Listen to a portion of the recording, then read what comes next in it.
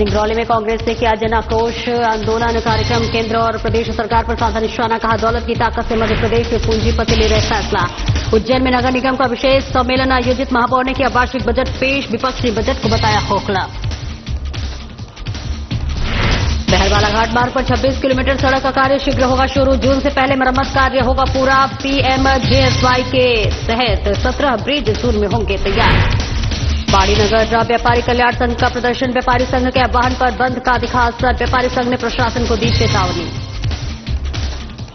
और नेपाल के पोखरा में सनातन धर्म सम्मान समारोह आयोजित, साधना प्लस न्यूज के रिपोर्टर देवदत्त धानेश्वर को मिला सम्मान, शिव गोरख रत्न अवार्ड से किया गया सम्मान। नमस्कार, स्वागत है आपका। मैं हूं आपके साथ सपना दीपक मद्देशिया। बुलेटिन का आगाज करेंगे। इंदौर में कांग्रेस के प्रदेश प्रवक्ता और वरिष्ठ अधिवक्ता प्रमोद द्विवेदी ने प्रेस वार्ता कर 2025 के नए भूमि अधिग्रहण कानून पर गंभीर सवाल खड़े किए। उन्होंने सरकार पर किसानों के मौलिक अधिकारों को छीनने और नए कानून के जरिए उनके साथ अन्याय करने का आरोप लगाया। उन्होंने कहा कि नए भूमि अधिग्रहण कानून में कई खामियां हैं जो कि किसानों को उनकी ही जमीन से बेदखल कर देगी। प्रमोद द्विवेदी ने कहा कि अगर जमीन इस्तेमाल नहीं होती है तब भी उसे किसानों को वापस नहीं दिया जाएगा। सरकार इसे अनिश्चित काल तक अपने पास रख सकती है, जिससे किसानों को बड़ा नुकसान होगा। प्रमोद द्विवेदी ने यह भी कहा कि नए कानून में अधिकारियों को खुली छूट दी गई है, उनकी गलतियों पर कोई सजा का प्रावधान नहीं है। उन्होंने इस तानाशाही करार दिया और सरकार से जवाब मांगा है।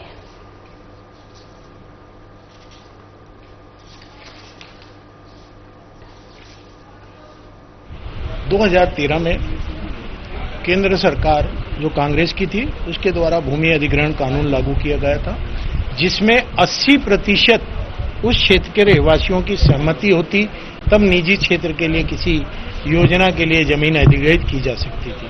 लेकिन गाइडलाइन से 4 गुना मुआवजा देकर, शहरी क्षेत्रों में 2 गुना मुआवजा देकर, जो बेरोजगार हैं या उस परिवार के एक मुखिया को रोजगार देकर, जो छोटे छोटे प्रभावित लोग होते हैं उनके मकान आदि दूर बनवा कर देने और रोजगार के संसाधन देने के बाद ये अधिग्रहण होता। भारतीय जनता पार्टी की सरकार केंद्र में है, केंद्र का कानून है। आप केंद्र की सरकार चाहती तो इस कानून में परिवर्तन करती। केंद्र की सरकार ने परिवर्तन क्यों नहीं किया? मध्य प्रदेश से सटा हुआ राजस्थान है, वहां भूमि अधिग्रहण कानून में 3 गुना गाइडलाइन से पैसा दिया जा रहा है। पूर्व में हिमाचल प्रदेश में थी, वहां पर भी यही प्रावधान है। तो आखिर में मध्य प्रदेश में अचानक ऐसी क्या परिस्थिति निर्मित हो गई? 2003 से इनकी सरकार थी, 2013 से भी आप सन जोड़ेंगे तो इतने साल तक ये चुप क्यों थे?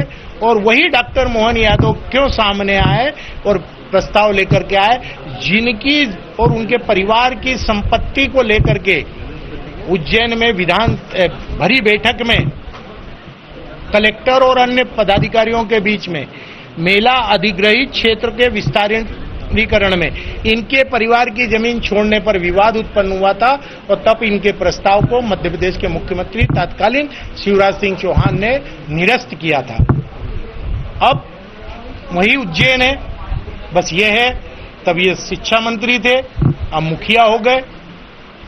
पर्दे के पीछे चिंतामणि मालवीय जी ने जो पिन चुभा करके हवा निकाली है वो वास्तव में चरित्र उजागर करती है भारतीय जनता पार्टी का। और विदिशा नगर पालिका में वर्ष 2025-26 के लिए बजट को अनुमोदित किया गया है, जिसमें कई प्रस्तावों को भी मंजूरी दी गई है। बजट बैठक के दौरान नगर पालिका अध्यक्ष प्रीति शर्मा द्वारा प्रस्ताव को रखा गया, जिसे सदन ने मंजूर कर लिया। इस दौरान विधायक मुकेश टंडन भी मौजूद रहे और इन प्रस्तावों में विदिशा को नगर निगम बनाए जाने का प्रस्ताव भी रखा गया है, जिसे मंजूर कर लिया गया है। इसके अलावा वर्तमान स्थान पर संचालित हो रही नगर पालिका, जो कि जिला अस्पताल के पुराने भवन में आधे हिस्से चल रही है, और पूरे भवन में संचालित करने के प्रस्ताव को भी मंजूर कर आगामी वर्ष का करीब 300 करोड़ रुपए का बजट प्रस्तावित किया गया है। बजट बैठक के दौरान कांग्रेस के पार्षदों ने कुछ बिंदुओं को लेकर आपत्ति भी दर्ज कराई।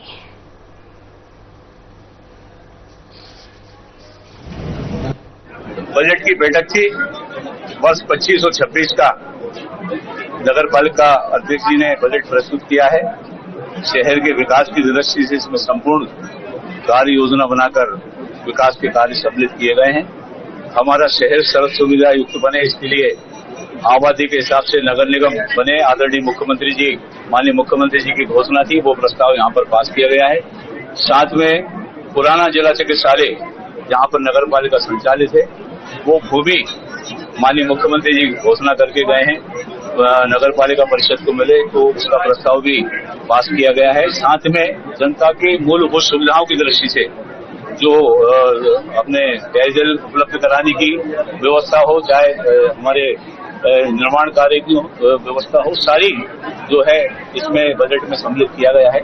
मैं बधाई देता हूं बहु श्रीमती प्रीति राकेश शर्मा जी को कि उन्होंने आम जन पर बगैर किसी कर का बोझ डाले शहर के विकास की एक नई इबादत लिखी है। उसको आज बजट की बैठक और परिषद की बैठक रखी गई थी, जिसमें लगभग 300 करोड़ के बजट हमारा प्रस्ताव पास हुआ है और साथ में 24 प्रस्ताव पास हुए हैं।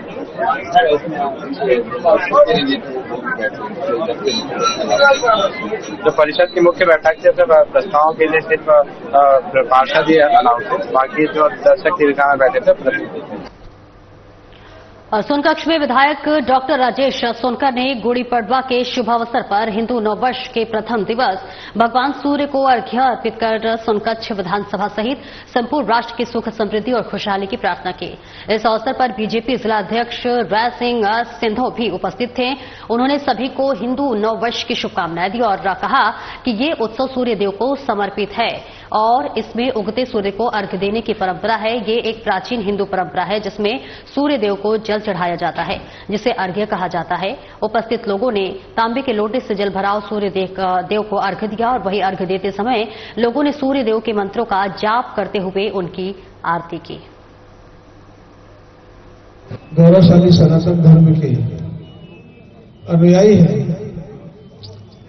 जो धर्म की जय अधर्म का नाश, प्राणियों में सद्भावना और विश्व के कल्याण का मार्ग बताता है। मैं इस वर्ष प्रतिस्पर्धा पे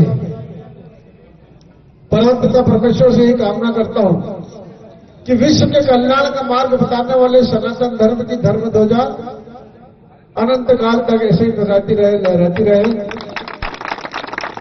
हम सब पर प्रभु का आशीष ऐसे ही बना रहे।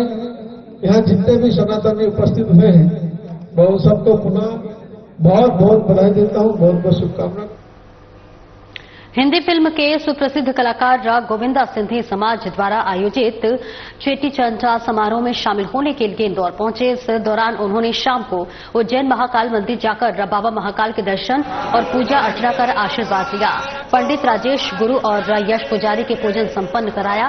दर्शन के बाद महाकाल मंदिर समिति की ओर से उप प्रशासक SN सोनी और सिम्मी यादव ने गोविंदा का सम्मान किया। तो वहीं वापस लौटते समय गोविंदा ने मीडिया के साथ बातचीत में कहा कि मैं मां बाप और महाकाल की कृपा से ही गोविंद से गोविंदा बना हूं।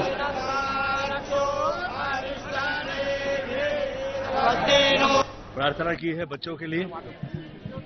ईश्वर से सदैव यही प्रार्थना है कि वो कृपा जो वर्षानुवर्ष हम लोग पे रही है, मेरी माता जी आदरणीय निर्मला देवी जी, आपका मुझ पे आशीर्वाद रहा और आपके आशीर्वाद की वजह से, बाबा की कृपा की वजह से, माँ बाप के आशीर्वाद की वजह से मैं गोविंद से गोविंदा हो पाया। और यहाँ पे बहुत पूजा प्रार्थना हुई और वो साक्षात पूरे विश्व में ये देखने मिलती है कि कई तकलीफें आई, कई तकलीफों के दौर आके निकल गए, परंतु बाबा की ऐसी कृपा है कि किसी कष्ट में कभी कष्ट नहीं हुआ। तकलीफ आई पर यूं निकल गई। अब थोड़े समय पहले गोली लगी थी पांव में, वो निकल गई और वो चली है। और वहां से जो चली तो हृदय में लग सकती थी, पेट में लग सकती थी, परंतु मैं उसी समय खड़ा हुआ और वो मेरे पिंडली से होते हुए घुटने से जाके अटक गई। एक पूरा योग था जो निकल गया। जय महाकाल। तो लोग बहुत से प्रयोग करते हैं फिल्म लाइन में, परंतु योग क्या आएगा ये किसी के हाथ में नहीं। सर, क्या कुछ कार्यक्रम में शामिल होना है? चेटीचंड जी का आदरणीय महेश परियानी जी का एक ऐसा यहाँ पर प्रोग्राम हो रहा है जो वो हर वर्ष करवाते हैं। इस प्रोग्राम में का मैं धन्यवाद देता हूं कि मुझे आप लोगों ने आमंत्रित किया, और साथ साथ में आदरणीय मोहन यादव जी जो कि यहाँ के सीएम हैं और बहुत ही सात्विक और बहुत अच्छे हृदय के सहृदयी और पूजा प्रार्थना वाले व्यक्ति विशेष है। मुझे ऐसा पता लगा कि उनकी भी उपस्थिति है, तो ये बहुत शुभ रहेगा। मैं माई से प्रार्थना करता हूं कि ये जो कृपा हुई है, ये जो आप लोगों के वर्षानुवर्ष आशीर्वाद है, हम लोगों पे सदैव रहे। और जिले में व्याप्त भ्रष्टाचार, विस्थापन, बेरोजगारी, प्रदूषण को लेकर सिंगरौली में कांग्रेस की ओर से आयोजित जन आक्रोश आंदोलन कार्यक्रम में मुख्य अतिथि के रूप में हरीश चौधरी, राष्ट्रीय महासचिव सह प्रदेश प्रभारी, शामिल हुए। कलेक्ट्रेट कार्यालय के पास जुड़वा तालाब के प्रांगण में आयोजित जन आक्रोश आंदोलन को संबोधित करते हुए अतिथि हरीश चौधरी ने कहा कि प्रदेश सरकार को मुख्यमंत्री मोहन यादव नहीं बल्कि प्रधानमंत्री मोदी के उद्योगपति दोस्त चला रहे हैं। दौलत की ताकत से मध्य प्रदेश में पूंजीपति फैसला ले रहे हैं। उद्योगपतियों को लाभ पहुंचाने के लिए किसान और भूस्वामियों के शोषण के लिए प्रदेश सरकार एक नया कानून लाई है, जिसमें बिना 1 रुपए दिए मुआवजा राशि का भुगतान दिए भूमि का अधिग्रहण किया जाएगा। वहीं प्रदेश अध्यक्ष जीतू पटवारी ने केंद्र सरकार के दिए गए सबका साथ सबका विकास वाले नारे पर तंज कसते हुए कहा कि जनता का विकास तो नहीं हुआ, लेकिन मोदी जी के उद्योगपतियों, दोस्तों और चौमुखी विकास जरूर हुआ। इस दौरान जमकर वो सरकार को घेरते हुए नजर आए।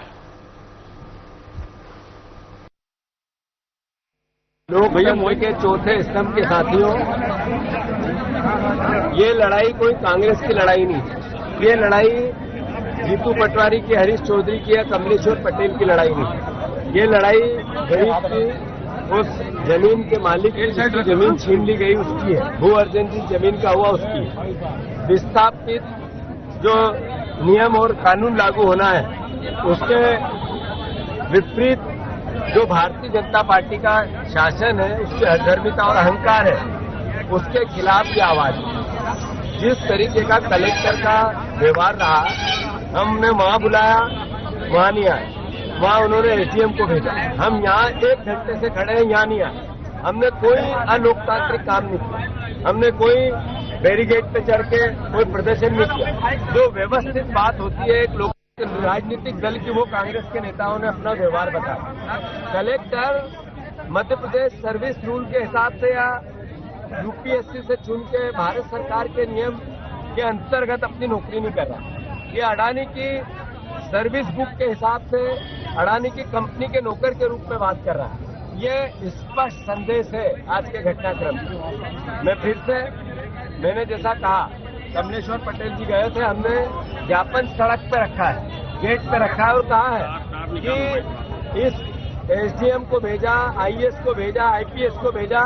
हमारा नैतिक दायित्व है कि जनता की आवाज उठाए और उसको हम लगातार करेंगे। मैं ये जो आदरणीय कलेक्टर साहब है, इनकी जो हमारी कलेक्टर एसोसिएशन की एक संस्था होती है, जो ऐसे कलेक्टर जो हठधर्मी होते हैं, जो करप्ट होते हैं, जो अव्यवहारिक होते हैं, उनकी शिकायत होती है और विधायक दल इनकी कलेक्टर की शिकायत करेगा उस हर फोरम पे जहां पर इनकी सर्विस करने लायक नहीं है कलेक्टर, सिर्फ करप्शन पैसे देके आकर यहाँ पर प्राइवेट लोगों को, जो मोदी जी के मित्रों को सहायता पहुंचाने के लिए आए हैं।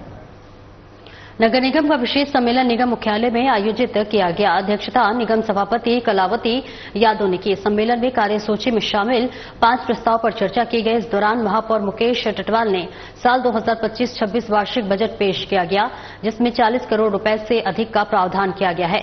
इस बजट का जहां बीजेपी पार्षदों ने मेज थपथपाकर समर्थन किया, तो वहीं विपक्षी कांग्रेस पार्षदों ने बजट को खोखला करार देते हुए इस पर कई सवाल भी उठाए। महापौर मुकेश टटवाल ने बताया कि बजट शहर विकास को देखते हुए बनाया गया है। इधर नेता प्रतिपक्ष रवि राय ने बजट पर टिप्पणी करते हुए इसे खोखला करार दिया।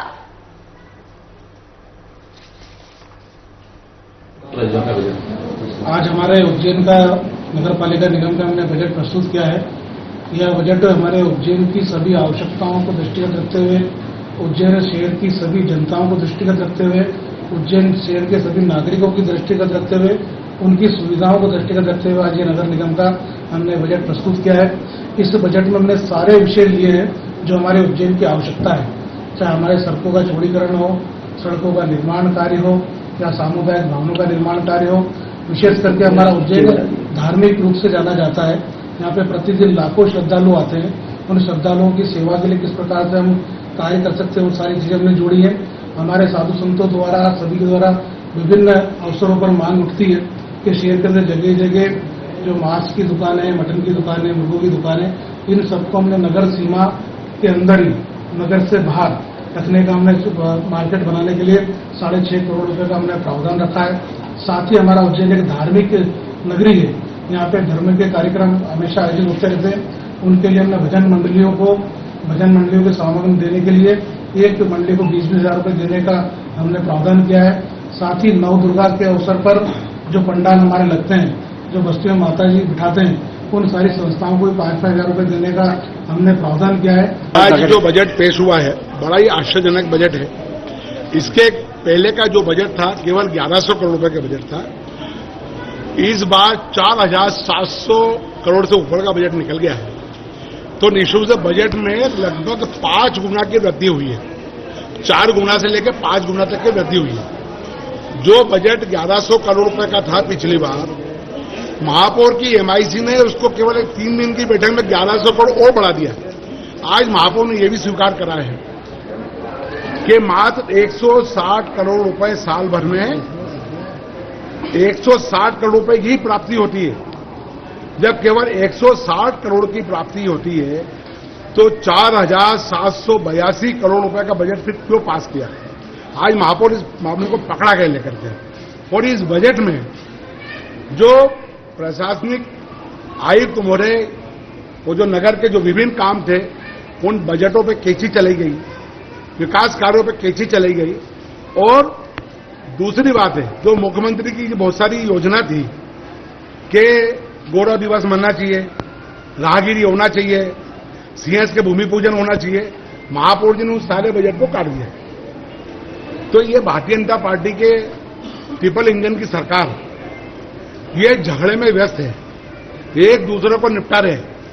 महापौर कमिश्नर को निपटाता है, कमिश्नर इनको निपटाता है, आपस में इनके झगड़े रोज समाचार पत्रों में देख रहे हैं। तो निश्चित रूप से ये बजट पूरा खोखला है। और जो जिस शहर के अंदर नालियों के चेम्बर लीक नहीं हो पाते हो, पूरे शहर के गड्ढों की रिपेयरिंग नहीं हो पाती है, बंद पड़ी स्ट्रीट लाइट चालू नहीं हो पाती है, सारे गार्डनों में कचरा की जगह कचरा है और गाजर घास उग रही है। अनेक प्रकार के इतनी सारी बाधाओं के बाद आज सारे कांग्रेस के पार्षद साथियों ने इस बजट को ठीक किया है।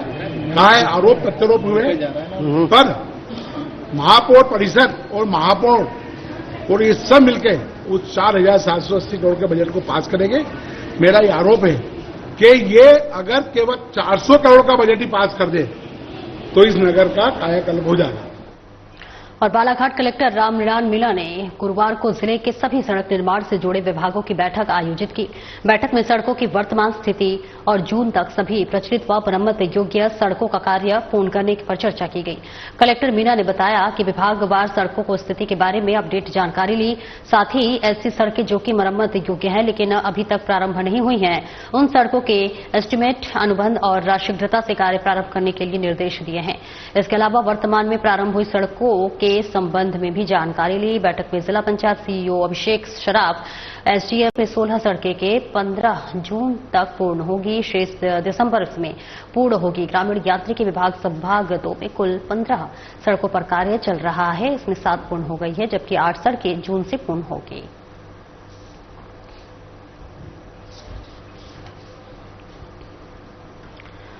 और रुक करेंगे अगली खबर की ओर। खबर बरेली से है, जहां नवरात्रि में शिव हनुमान मंदिर में ज्वारे रखने के लिए वार्डवासी की मीटिंग रखी गई थी, जिसमें समस्त वार्डवासी ने सहमति दी है, तो वहीं 2 लोगों ने आपत्ति जताई है और मंदिर ज्वारे नहीं रखने देने की बात कही गई है, जिससे कि नाराज वार्डवासियों ने थाने पहुंचकर थाना प्रभारी को बताया कि ये मंदिर सार्वजनिक है और इस मंदिर के निर्माण में वार्ड के सभी लोगों का बराबर का सहयोग रहा है, इन लोगों पर उचित कार्रवाई की जाए। शहर के शासकीय मॉडल स्कूल में आयोजित 7 दिवसीय आवासीय विशेष शिविर का समापन हुआ।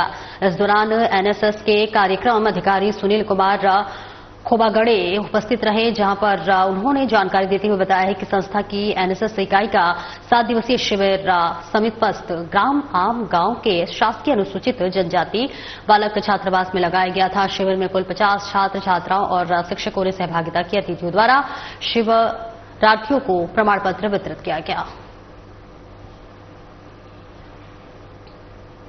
और वहीं साधना न्यूज चैनल के द्वारा प्रमुखता से प्रकाशित किए गए खबर पर प्रशासन ने बड़ी कार्रवाई की है। दरअसल खुले मीट में बेचने वालों के खिलाफ कार्रवाई की गई और अपशिष्ट कलेक्टर अर्पित वर्मा के निर्देश एसडीएम बीएस श्रीवास्तव ने बड़ी कार्रवाई की है। कार्रवाई के बाद खुले में मीट बेचने वाले व्यापारियों में हड़कंप मच गया। तो वहीं कलेक्टर ने चेतावनी दी है कि अगर अब खुले में मीट बेचते पाए गए तो कठोर कार्रवाई की जाएगी।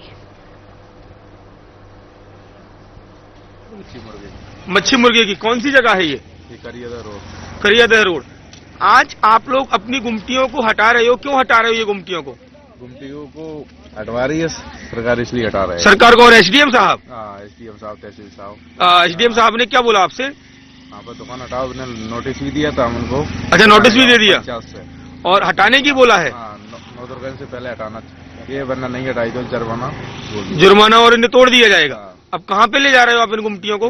पास में जगह दी है, वहाँ 3 दुकानों की जगह दी है और 15-20 दुकानें, वहाँ कैसे आएंगी? अच्छा, अभी 3 दुकानों की जगह दी है, तो 15 से 20 दुकानों को जगह चाहिए, तब जाके आप शिफ्ट हो जाओगे। तो आज हटा रहे हो क्या आप ये गुमटियाँ? अभी तो नहीं हटा रहे, वहाँ जगह होगी तब जाएंगे सभी लोग। यहाँ पे मीट मार्केट के लिए जमीन हमने पहले से आरक्षित कर ली थी, कुछ विवाद था, वो आज हल कर दिया गया है। और यहाँ सचिव को हमने निर्देश दिए गए हैं कि इस स्थान पर मीट मार्केट के लिए इनको जमीन जो चिन्हित की गई है उसको बॉक्स बना करके दे दिए जाएं। और सभी दुकानदारों को भी हमने टीआई साहब और जनपद सीओ साहब के साथ में आकर के निर्देश दिए गए हैं कि कल तक वो अपनी दुकानें शिफ्ट करें, और नहीं तो फिर जबरदस्ती शिफ्ट करवाइए। सर, इसके लिए क्या महिला भी सर तैयार हो चुकी है भूमि देने के लिए सर? हाँ, महिला भी तैयार है। आगे सर इससे लोगों को क्या लाभ मिल पाएगा सर? इससे जो लोगों की शिकायत थी कि चूंकि नवदुर्गा है और यहाँ से निकलने वाले लोगों के लिए दिक्कत आती है ट्रैफिक की भी, और साथ में जो नॉनवेज नहीं है उन लोगों के लिए भी समस्या आती थी, उसका समाधान है। और विदिशा की सिविल लाइन पुलिस ने आईपीएल सट्टा खिला रहे 2 युवकों को गिरफ्तार किया है। दरअसल उनके पास से सट्टा खिलाने के संबंध में मोबाइल पर्ची और रजिस्टर जब्त की गई है। नगर पुलिस अधीक्षक अतुल सिंह ने बताया कि आरोपी कल सट्टा खिला रहे थे और इसकी सूचना सिविल लाइन पुलिस को मिली थी। मौके पर पहुंचकर आरोपियों को सट्टा खिलाते हुए गिरफ्तार किया गया और उनके दस्तावेजों और मोबाइल की जांच की जा रही है। अन्य लोगों के नाम भी जुड़े होने की आशंका है, जिसकी जांच चल रही है। हमारी सिविल लाइन को ये सूचना प्राप्त हुई थी कि सिविल लाइन क्षेत्र के अंतर्गत एक कोई फ्रूट व्यवसायी है, उसकी दुकान पे आईपीएल का सट्टा हो रहा है, बड़ी मात्रा में हो रहा है। कल एक मैच चल रहा था आईपीएल का, चेन्नई उत्तर का और उसका रॉयल आरसीबी का। तो उस पर सूचना मिली कि इन्होंने अपनी टीम इकट्ठी करी और भ्रष्टाचारी को अवगत कराया। उसके बाद दबिश दी, 2 लोग पकड़े गए हैं। इनका एक का नाम मनोज, एक का नाम है ईशान। तो ये लोग आईपीएल में सट्टा लगा रहे थे। इनके पास आईडी वाईडी मिली है, मोबाइल जब्त हुआ है, लीड पेन जब्त हुआ है, डायरी जब्त हुई है। इनके खिलाफ आपराधिक प्रकरण पंजीबद्ध किया गया, अनुसंधान किया जा रहा है। ऐसी संभावना है और भी लोग इसमें लिप्त हैं, उन पर भी हम इन्वेस्टिगेशन करेंगे। कितने बजे की बात है सर? ये रात की बात है, जब ये मैच के दरमियान की बात है, जब मैच चल रहा था रॉयल चैलेंजर्स बेंगलोर का और उसका चेन्नई सुपर किंग का। कुछ रात बजे मोबाइल जब्त हुआ है, डायरी जब्त हुई है। वो साधन जिनके माध्यम से सट्टा चलाया जाता है, जुआ चलाया जाता है, वो जब्त किया। बड़ी नगर व्यापारी कल्याण संघ ने आर पार की लड़ाई को व्यापक धार देते हुए नगर के सभी छोटे बड़े दुकानों को बंद करा दिया। इसके साथ ही प्रशासन को चेतावनी देते हुए कहा कि यदि हमारी मांगे माफ की जगह जल्द पूरा नहीं हुई तो आगे उग्र आंदोलन करने पर बाध्य हो जाएंगे।